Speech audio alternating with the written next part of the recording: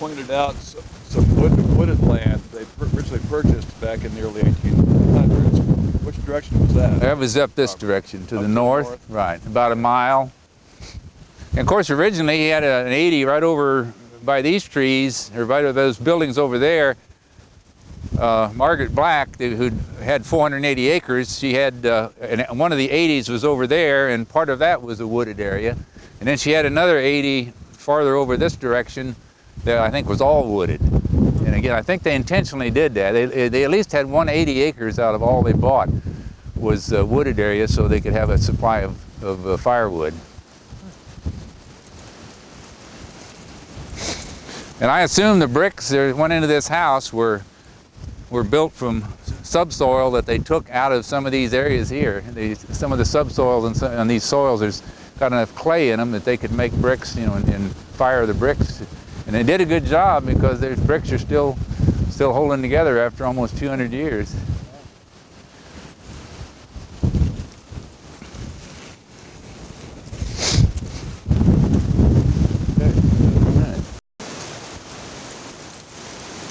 Okay, we're rolling.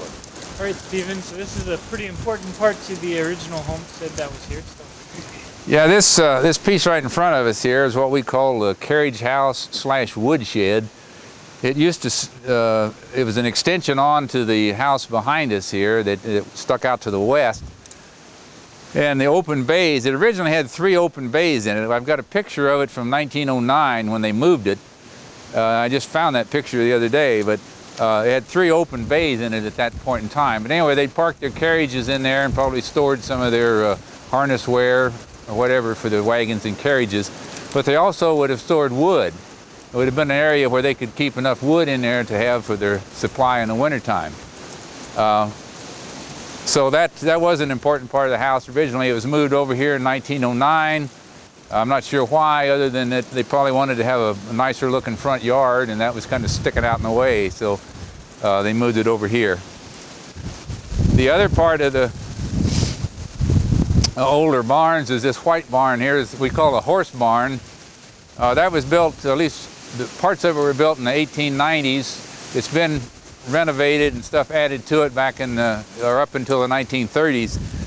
Inside of there's mostly horse stalls where they would keep the horses, and all the different stalls where they could feed the horses, and they'd stay in there, you know, during the nights.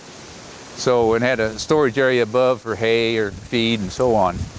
So that was mainly for the horses, and the other barn was for the cattle. It's not used much for anything anymore. Of course, we don't have any horses, so. Are the stalls still standing? Stalls are still there, and. You want to take a look? We can, yeah. Okay, great.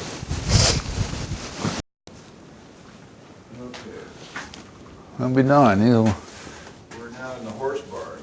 Can you tell us about the horse barn, Stephen? Yeah, the oldest part of this horse barn was built in 1890s, and then some of the other parts have been renovated and added on to since then, but obviously they would have used this a lot in the early 1900s when they had lots of horses. I think at one point there was like 16 or 18 horses they had on the farm just to do the farm work. These were the stalls that they'd keep the horses in. You probably keep a couple of them at least in each of the smaller stalls. This was probably subdivided into smaller stalls at one point. I noticed these wood pegs back here. This is probably where they would hang some of their harnesses and other equipment that went or was needed for the horses. But they'd have a storage area up above that had they could put hay up there to feed the horses, and there were numerous doors here in the back that they could, you know, bring them in and out. But this would have been used a lot back in the early 1900s. Although I didn't remember my dad talking about farming with horses when he was a younger man back in probably the late 20s. And I have one recollection of my life of riding on a wagon with a team of horses in front of me. And I can just barely see them. I was just watching the horses trot down the road, and I think they were pulling a wagon. But that's the only recollection I have of any horses. Other than that, everything was mechanized, even when I was a young kid. So they're pretty well gone now. I know my dad had My mom had a riding horse that she wanted to keep because she liked horses, and when it died, my dad said, "That's it, we're not getting any more." He says, "I took care of horses my whole life." He says, "I'm not going to do it anymore." Still some of the old harness, or harnesses, or whatever you call it, some of the parts of that you use with horses, I don't know that much about them, so look at some of that's hanging around in different spots here. What kind of horses did your father have, your father and grandfather? Were they draft size horses? Or? I don't think they were draft size, but I really don't know. I'm assuming they were just old call them work horses, but I don't think they were like the size of Belgians, a big draft horse. I think they were just regular horses. Yeah. But I don't know for sure.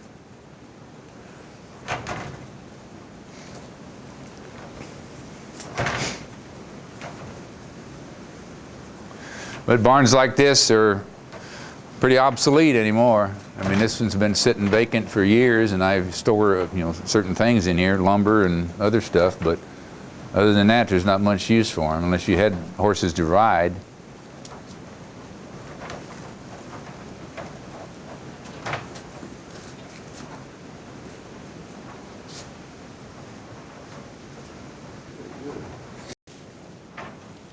Okay, Stephen, can you tell us about the sled? Well, this sled up here has been in here for I don't know how long. I'm guessing it goes back 75 to 100 years. I used to use it back when I was in high school. When the roads in the country would get iced over in the wintertime, we would hook that sled up to we had a Jeep, and we'd hook that up to the back of the Jeep, and my friends and I we'd get on there with 8 or 10 people, and we'd pull each other up and down the roads out here on the icy country roads. So it was a lot of fun. I assume they used it for, years ago, they probably hooked a pony or horse up to that to pull some stuff around on the farm. But like I said, it's been in here for many, many years. And there's an old pony cart up on the upper portion of this barn that my mom used that's still up there. I don't think I've ever seen it used, but she had that when she was a little girl. That's neat. Great. Thank you.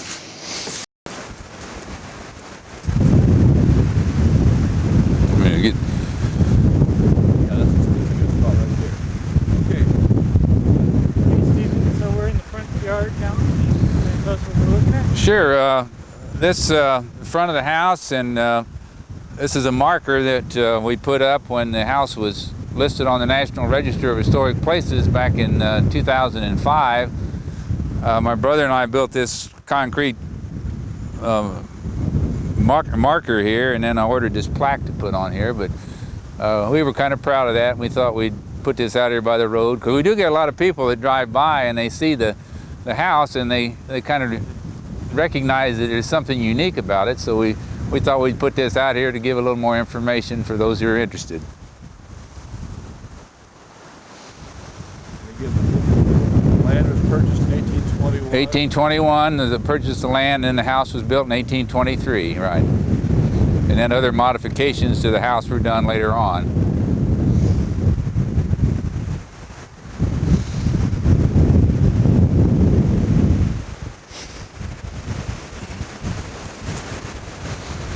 From this view, we're seeing the part of the original house with the brick structure, Yeah. as well as the added-on columns. Yeah, the original brick house of 1823, and then the wood portion and the columns and the porch were added in 1855. And the smokehouse over to the right would have been built in 1865. So those were the major modifications. And then the shed over there to the left, that woodshed carriage house that we talked about earlier, that was moved in 1909 to where it is now. That used to stick out from where the wash house is.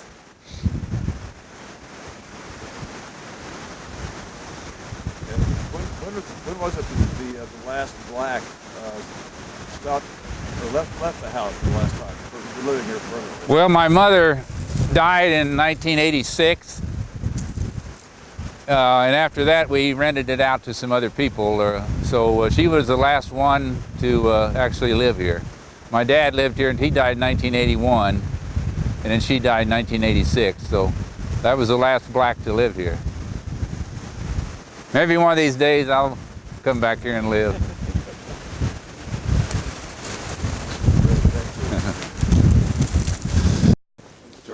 Will you be able to get that where you are? I might have to move for that probably. That's the real unique part. Alrighty.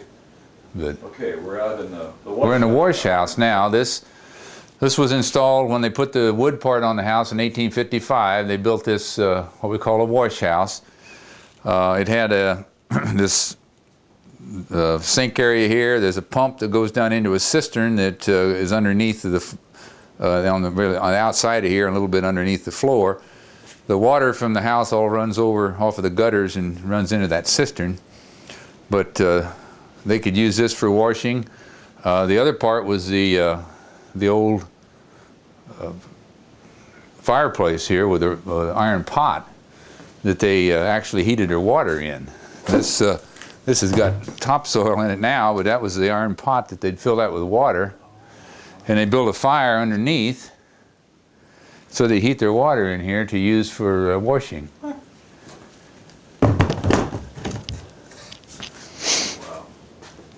I'm not sure. They could have used that for other things too. I don't know if they would have ever melted down, you know, making lard or whatever, but they certainly could have done that in there. Yeah. But mainly it was considered a wash house.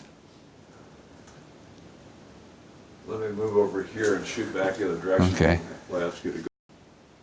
Okay, again, we're in the wash house. Okay, this is a wash house, and this was built in 1855. As I mentioned, this part here is a fireplace where you build a fire underneath this metal pot.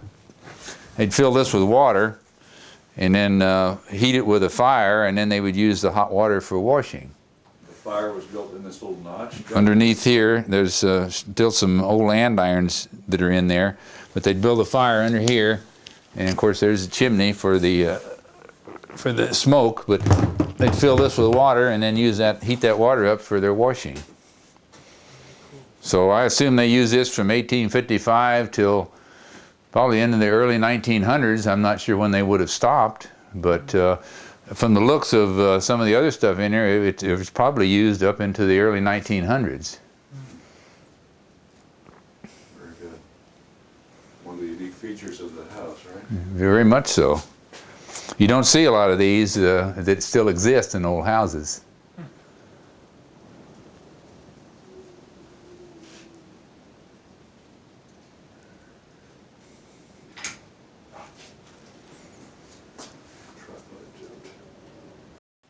Okay, we're good to go.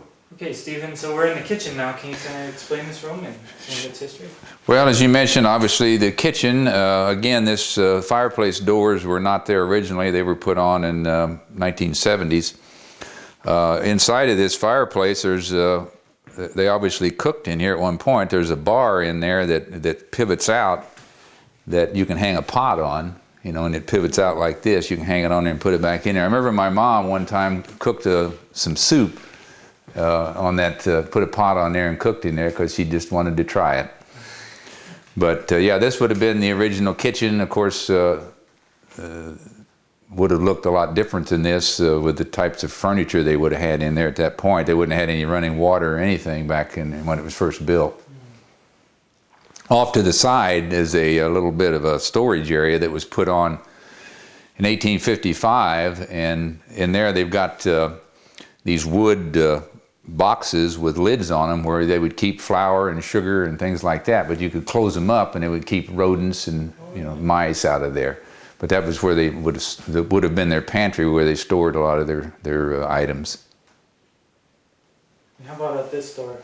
Well, that goes out on the porch. The side porch was put on in the 1919, I believe. I assume that door was probably there before, because that door would have go out to, there's a smokehouse out here that we'll see later, and this would have led out to where the smokehouse would have been, or where it is now. Okay, good. Okay, Stephen, so we're in the hallway. Can you kind of tell us a little bit of some of the interesting points? Sure. Well, this is a central hallway of the house, with this federal-style house, they call it. It was built in 1823, and they normally had a central hallway with 2 rooms on each side. And this was the original front of the house. The house originally faced to the east when they built it in 1823, and one of the significant pieces here is this, they call a fan light over the top of that door. Although I doubt that glass was original, that was probably put in later. But that was the original front of the house, and that was then changed. That became the back of the house in 1855 when they built the road on this side of the house, and when they did that, then they had to change and make this the front of the house. But that was the original entryway, and that has a significant fan light over the top. There's this piece of furniture here is a called a sugar chest. That obviously for storing, sugar, condiments, or whatever. That came over from England when they came across the ocean and across country. They brought that with them. So that's one of the 2 pieces of original furniture that's still here. And above that is a contract that when the house was built in 1823, they entered into a contract with the man who was going to make the bricks and build the house, and that's a copy of the original contract. My brother has the original of that. Now I noticed there's a patch in the floor. Was that at one time a way to get downstairs? Well, I'm not sure what that was. I think it might have been something to do with an old furnace that they had in here at one point, but I'm not sure whether that was associated with the old furnace, or whether or not there was like a piece of stone there and maybe they had something sitting on there. I'm not sure. This whole house is all brick. The inside walls are solid brick also, 3 bricks wide. So it's difficult to put in things like wiring, plumbing, and even heating systems. The heating system is hot water heat, so all you have to do is run little pipes up to the registers. But running anything through these brick walls is very difficult to do. So back to your question, I'm not sure what they had here originally. Interesting. Okay, good. Specifically? Okay. Stephen, can you tell us about the chest? Yeah, this is what we call a sugar chest. Obviously, it was used for storing sugar, flour, or other things. Again, it would close up to where you could keep rodents or insects or whatever out of it. This came with the group that came over here from England in 1822. They brought this with them. So this would have come across on the ship and then down with the wagons and across country. And it's been in the house ever since. So it's a pretty unique piece of furniture. Right above it is a copy of the original contract that they had when they built the house. She entered into a contract with a bricklayer to make the bricks and put the house together. And then she paid him $6.50 per 1,000 bricks, which isn't very much money. But on the other hand, if you try to calculate how many bricks there were in this house, since all these interior walls are all solid brick, there's a lot of bricks here. Yeah. But $6.50 a 1,000 isn't very much money. Now you said that's a copy? That's a copy. My brother has the original document.